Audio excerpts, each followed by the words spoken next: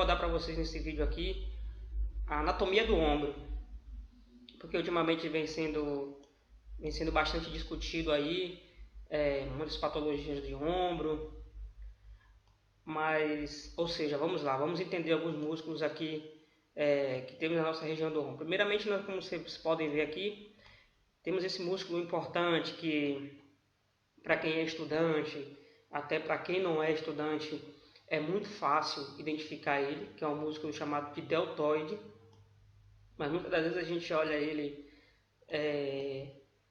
por fora assim, a gente não imagina que ele tenha tantas divisões assim, ou seja, como vocês podem ver, ele tem aqui a divisão anterior, uma divisão média, uma divisão posterior, ou seja, esse é um músculo deltoide. Dando um zoom aqui, vocês podem ver aqui a inervação, ou seja, que aqui já explica, né, que é o nervo axilar, sai ali em região de C5 e C6. Então aqui é um músculo que é para ficar bastante atento a ele. Ou seja, a gente vê que o nosso ombro ele está bastante influenciado por musculatura muito potente inserido nessa região. Por isso que muitas das vezes o nosso ombro ele é frequentemente acometido por patologias como, por exemplo, uma tendinite, uma tendinopatia. Mas aí é importante a gente entender essas musculaturas para a gente saber por que foi que levou o paciente a desenvolver essa tendinite, essa bursite. Então vamos lá. Aqui é o músculo peitoral, né? Como eu já falei aqui, vou tirar aqui o deltoide anterior para ficar mais visível. Ou seja, olha onde ele se insere. Então ele também é importante a gente ficar atento a ele. Também é um músculo muito grande, é fácil de ser identificado, né? Bem, chegamos agora aqui no peitoral menor. Bem, esse músculo aqui é um pouco problemático, porque se esse músculo aqui entrar em espasmo, venha ocorrer alguma lesão, ele provoca também lesões aqui na região do ombro. Então é importante, tanto esse músculo como o deltoide, é importante ficar atento a ele. Esse aqui é o peitoral menor, ou seja, e veja as inervações aqui do plexo braquial passando praticamente aqui por trás dele aqui. Ou seja, temos aqui o nervo mediano, né? Descendo aqui. Então, como vocês podem ver, olha o quanto de inervações passa por trás do peitoral menor. Então, se esse peitoral menor aqui ele entra em espasmo, entra em tensão e provoca compressão aqui em algumas raízes dessa aqui, o paciente ele pode relatar aqui, somente esse nervo mediano, né? Pode relatar aqui uma dor irradiada, que aí é muito complicado, né? Ou seja, chegamos aqui na parte óssea, temos aqui o osso, o húmero, aqui a nossa clavícula. Bem, aqui a bursa subacromial. E o que que acontece? Esse músculo aqui é um músculo muito famoso, que é chamado de trapézio. Ou seja, é um músculo também muito fácil de ser identificado. Qualquer pessoa que botar a mão aí em região do ombro, nessa região das costas aqui, vai identificar esse músculo trapézio. E é também um músculo que é para ficar atento a esse músculo, porque frequentemente é um músculo que desenvolve ponto gatilho, desenvolve tensão e leva o paciente às vezes até ter cefaleia por conta de um problema nessa região aqui. Bem, ou seja, retirando ele aqui, eu quero chegar nessa musculatura aqui, que é a musculatura do manguito rotador. Ou seja, a musculatura do manguito rotador ela é formada por quatro músculos, que é o supra, o infraespinhoso, o redondo menor e o subescapular. Bem, agora vamos identificar onde é que está cada um deles.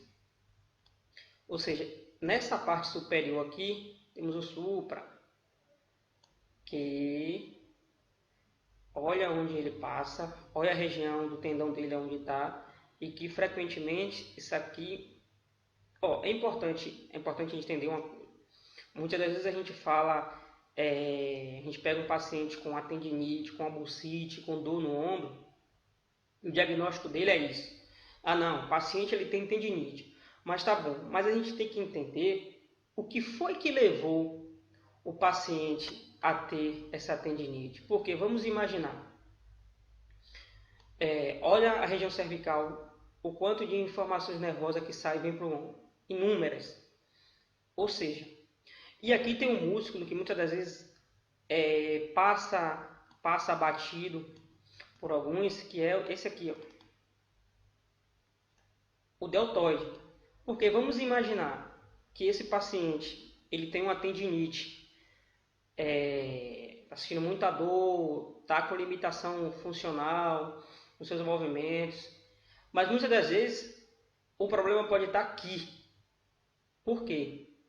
Vamos imaginar, por algum problema vindo da região cervical, em alguma facilitação de inervação do nervo aqui, do nervo axilar, e faz com que esse músculo deltoide ele entre em tensão, entre em espasmo. O que é que vai acontecer? Esse músculo, por ser um músculo muito potente, como vocês podem ver, ele pode pegar o húmero e tracionar a cabeça do húmero para cima. E aqui, como vocês podem ver, ou seja, ele tracionando a cabeça do húmero para cima, ele vai fazer o quê?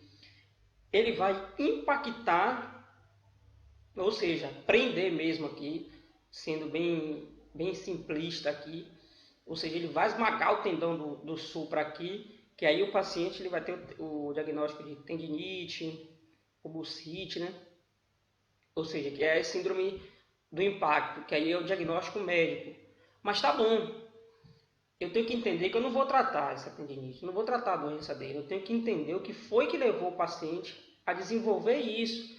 Então veja como temos muito músculo aqui nessa região, que é importante nós ficarmos atentos a ele, porque como eu falei, um deltoide em espasmo, ele eleva o húmero, ou seja, ele elevando o húmero, não adianta eu ficar somente fortalecendo aqui o supra, o infraespinhoso, o redondo menor, porque o problema não está nessa musculatura. Muitas vezes essa musculatura está até em sua função normal, tirando o supra que está aqui, coitado, sendo pressionado, sendo esmagado por um espasmo do deltoide. Então, muitas das vezes, eu direcionando minha técnica para a região do deltoide, possa ser que eu tenha muito mais efetividade do que ficar somente pensando a nível de manguito rotador. Então, aqui se encontra o infraespinhoso e o redondo menor. Bem, tirando aqui o peitoral menor, eu não sei se vocês vão dar para ver, mas aqui atrás, logo aqui atrás, eu vou ter um músculo que é o subescapular.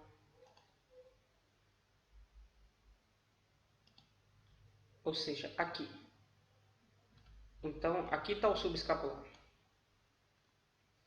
Então, muitas das vezes, esses músculos não aguentam essa briga com o deltoide. E faz o quê? Faz com que ele não trabalhe de forma efetiva, levando assim um problema aqui na região, justamente de ombro, né? Mas também não adianta somente eu tratar o ombro. O segredo também está para um resultado efetivo de qualquer patologia que seja do ombro, está aqui região de cervical. Como a gente viu agora há pouco, a gente viu que sai daqui inúmeros nervos, regiões que vão lá dá comando, né, a musculatura do braço, do ombro, o próprio plexo braquial. Então, é importante ficarmos atentos a isso. Ou seja, temos aqui o levantador da escápula, como vocês podem ver aqui, outro músculo extremamente importante também. Então, e basicamente é esse. Os músculos do manguito rotador, mais uma vez, dando aqui uma revisadazinha básica, eles estão aqui, que muitas vezes a gente aprende, né, separado, um de cada vez, mas olhando aqui para o boneco, para a imagem, ou seja, é aqui. Pronto. E a função dele, como vocês podem ver, é uma função muito importante, que é estabilizar justamente aqui o húmero, né, aqui dá estabilidade ao movimento. Mas ao mesmo tempo, eles ficam em posições muito complicadas, porque se qualquer outra musculatura entra em tensão, isso acaba complicando o trabalho deles aqui. Ou seja, e isso faz, por exemplo, o deltóide, como eu falei, o deltóide em espasmo, prende, ele eleva aqui o húmero, né, em superioridade. Então é importante a gente ter justamente esse raciocínio para entender assim, o que foi que ocorreu nessa lesão, investigar, ver de fato o que está acontecendo. Porque muitas das vezes a gente aprende, vamos fortalecer o manguito. Tá bom, muitas das vezes a causa não é o manguito. Muitas das vezes, coitado, ele está sendo aqui, às vezes ele é pintado como um vilão, como um causador de disfunção da região do ombro, mas muitas das vezes ele é quem paga o parto por um espasmo de outras musculaturas que acabam passando despercebido, né? Então, basicamente, o que eu queria mostrar para vocês é esse. É a localização de cada um, que está o subescapular, que o redondo menor, que o redondo maior, que também às vezes é confundido. E, basicamente, é esse. O romboide aqui, romboide menor. Então, pessoal,